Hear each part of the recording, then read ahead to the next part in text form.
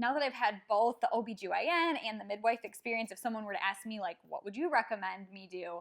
100% hands down, I would totally recommend delivering with a midwife. Hey everybody, welcome back to my channel and my living room. Change of scenery around here today, and a new haircut, which I felt like went along really well with my, like, I'm gonna be a mom again news. For anyone that's new here, welcome. I'm so glad you're here with me today. I'm Dr. Nicole. I'm a pelvic floor specialist, and you might be wondering, what exactly does midwifery, ObGYN, like, what does that have to do with a pelvic floor specialist?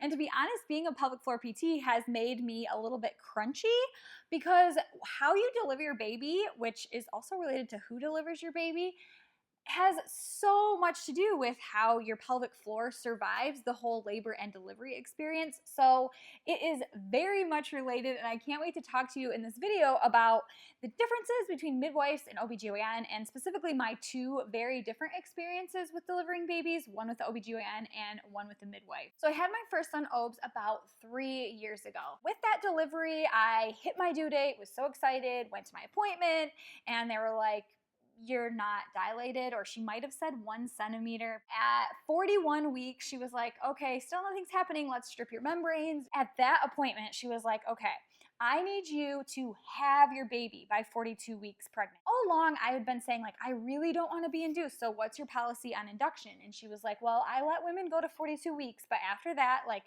we need to have babies, right? There are some definite, like, problems that could happen if baby cooks for too long. So she went to schedule the induction, and it was on 10 days past my due date. And I was like, wait. Like, I thought I had 2 weeks after my due date. And she's like, well, you do, but I need you to deliver your baby by 2 weeks past your due date. No, that's like so soon. I don't think he's gonna come out by then. I was like really terrified, because I knew that induction oftentimes included Pitocin. And I don't know if you have ever heard any horror stories or had one yourself about Pitocin, but it like freaked me out. So throw it in the comments if you're like, yeah, I've heard a story about Pitocin. I was scheduled for my induction at 10 days past my due date. I went to the hospital, and they went to monitor me, because you might not even realize this, but part of the induction process starts with making sure that baby's doing okay and that they're gonna endure the like laboring and induction process okay. During this monitoring, I was like, I've never had a contraction before, but that kind of felt like a contraction. Was that a contraction? And the nurse was like, oh yeah, we can see on the monitor, yep, that was a contraction. I was like, yes, like maybe there's a chance this baby's gonna come out. You really waited till the last minute, but I think he's gonna come out on his own. They're like, well, you are having contractions, but you're still not dilated or effaced or anything like that. So we do recommend Cervidil, which is something else they can use to induce you besides Pitocin. And it's basically made to help your cervix dilate and soften and kind of get ready for baby to come out. So that was the first thing they recommended. I'm actually pretty glad that they did. They insert it up into your hoo-ha. You just kind of lay there and wait for things to happen. About 11 and a half hours in, I was like, okay, my body is starting to push, which is actually a really cool reflex that our body has. It actually pushes baby out and helps you. The doctor came in. This was the first time that I had actually seen the ObGYN came in. They started getting all the stuff around, and like, this baby is coming out. About a half hour before that happened, we finally called our doula in. And so she was there kind of hanging out with us, helping with contractions, doing whatever she was doing. At this point, I was so in the zone, I'm honestly not really sure what she was doing all that much, although I'm sure she was being very, very helpful. They come in and I start pushing. About 30 minutes into pushing, they say, your oxygen is dropping, we feel like baby's heart rate is dropping, and so we want to do an episiotomy. At that point, I'm not thinking like, episiotomy wasn't really on my birth plan, and I don't really want one of those. Those do not sound very fun. I was like, okay, if anyone's in danger, like, let's do that. In hindsight, I'm wondering why I didn't ask. Well, I know why I didn't ask, but I wish I would have asked, can we try changing positions? Can we try like rolling to my other side? Can we try hands and knees and see if that like changes anything for the baby? And I had a doula there, like I said, and I wish I would have consulted her to say, like, do you have any ideas on other things that we can try before we head straight for the episiotomy? In the midst of pushing, I didn't think of that. She did cut me, which was with the second pair of scissors, because the first pair didn't do the job, which was kind of mortifying in hindsight. Had the episiotomy. It was like one push after that, his head came out, and then once his shoulder broke free, he flew out, my husband said. It was just like big slimy baby flying right out of my vagina. He was put right on my chest, and that was wonderful. Then they had to deliver my placenta, which they gave me Pitocin, which is pretty normal in hospitals for them to give you Pitocin to deliver your placenta. But I was a little like, oh, I don't really love that you didn't even ask me if I wanted that. I didn't even know actually that it happened until a later point after the birth. After that, they have to stitch you up. I have this hormone, and I think many others experience this same feeling, and it makes you feel like you're so cold, and you're literally like physically shaking because of this hormone rush that's going through you after you have your baby. It was so hard to be still, and she's like stitching me up, so I'm like exposed to the air and I'm so cold, I just want to be bundled up. It felt like my like golden hour where I just want to be hanging out with my son and like enjoying those newborn moments. It was a little bit interrupted. Stayed in the hospital a couple days. The ObGYN that was on call would come in and feel my uterus and asked if I felt okay, if I had any questions. I honestly don't remember if the ObGYN actually checked my stitches at any point. I don't remember the details of that. I know at one point I asked a question about my pelvic floor, and they were like, oh, just make sure that you're doing your Kegels when you leave. And as a pelvic floor therapist, I was just like, you don't even know if I know how to do Kegels correctly. After an episiotomy, like, am I even gonna have any control over my pelvic floor? No explanation. Like, I was just so disappointed at that point with that answer. After that, I went home, had a recovery that was a little challenging because of the episiotomy. And then at the 6-week follow-up, I went in. I really hadn't started exercising yet. I hadn't tried to have sex yet, so I wasn't really sure what my questions should be at that point. I asked about pelvic PT. They were very willing to set me up with that, but I definitely had to initiate that conversation. Fast forward 20 months. Yes, my sons are only 20 months apart. With my son Zay, the plan was to deliver with a midwife, but in the hospital. Things changed with everything going on in the world in 2020. We ended up having a midwife actually deliver at home. Either way, it was the same midwife that was going to deliver. Originally, the plan had been to deliver with one of 4 midwives that were in this practice, so I had been seeing each of the midwives in the practice along the way. Then when I switched to a home birth, there was only 2 of the midwives that actually did home births. So I knew that those were the 2 that were going to be at my birth, which was a little bit comforting and reassuring to know exactly who was going to be at my son's birth with me. I went 3 days past my due date, and I went into labor early one morning. I labored at home during the day. My husband was actually working from home at that point. He was available, but I really didn't need him. We went for a couple of walks around our neighborhood. I made enchiladas so he would have something to eat for dinner. I used my ball to really help with comfort measures, which if you're ever interested in like, what can I do for comfort if I want to labor at home or if I want to try to deliver without an epidural, you need to contact me. I'll put a link in the description. I love having this conversation with women. I labored at home for quite a while. Things weren't really progressing because as fast as I thought that they should be, and my midwife was like, yeah, maybe you should try resting. You've tried lots of movement, which is usually a good thing, but sometimes you just need to rest. She told me to lay down on my side and to put something between my legs to kind of open up my pelvis. And when I did this, things really did start to progress quite a bit. Around 4 o'clock, we called the midwife and kind of checked in, and my husband was like, I think they should come soon. And I was like, I think we still have a while. So after that call where we made the decision, yep, the midwife is gonna start heading this way with her assistant, the very next contraction, my water broke, which was for us a pretty good indication that we were getting pretty close at this point. We transitioned into the bedroom. Shortly after that, the midwife and her assistant arrived. I just labored in the bed with my husband and my sister who was there, which I think I should have her on to share her perspective at some point. They just were kind of helping me with laboring. The birth assistant was doing some pressure on my sacrum, which opens up the pelvis, helps baby come down, and also brought me a ton of relief during the process. And in the meantime, they were just kind of like getting things around, but honestly, I didn't even really notice that they were there. Then at one point, I was like, I feel like I need to start pushing. And they were like, yeah, do whatever your body feels like it needs to do. So I started pushing, and I pushed for 30 minutes, like I said, with my first son, Obs. And so with the second one, I was hitting like the 20-minute mark, and I was thinking, everyone says your second labor goes quicker, less pushes, like what is going on here? I was getting a little bit frustrated, like I don't know if I can do this, which I think is something that everyone says during their labor. By the way, we totally can do it. So they suggested like, let's roll you over. They physically rolled me over because I just go into this like limp, I can't do anything mode when I am having babies. They actually got out a mirror so that I could see my son Zay's head.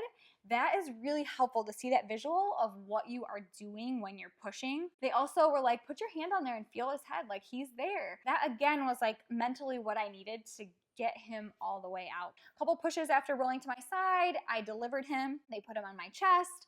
He snuggled there. He nursed very quickly within the first, I would say 5 to 10 minutes. He found his way to my breast. In this time, I know that they checked me and baby's vitals.